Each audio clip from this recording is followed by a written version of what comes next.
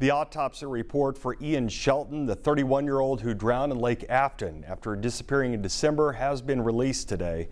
According to that report, Shelton was found to have multiple substances in his system, which may have contributed to his disappearance and death. Thomas Lynch has more on what we know tonight.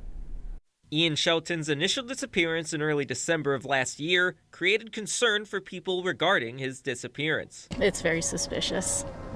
Just keep an eye out, be aware. See something suspicious, report it. Anything at all. However, Shelton's autopsy now providing more answers. According to the report, Shelton had alcohol, cocaine, oxycodone, and dimethyltryptamine, or DMT, a hallucinogen, in his system.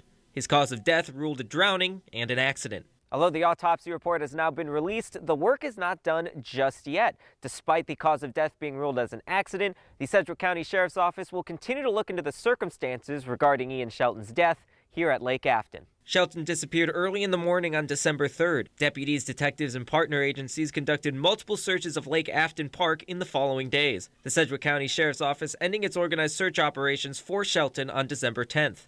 But a month later, and they located a male that appears to be an adult male in the water. They did recover his body. Shelton's body was found floating in Lake Afton. At a memorial for Shelton 1 week before he was found, longtime friend Justin Stroud described him as an incredible individual. Ian loved everybody he came in contact with. Ian was just such an amazing person, and his family was just awesome too. In Wichita, Thomas Lynch, 12 News.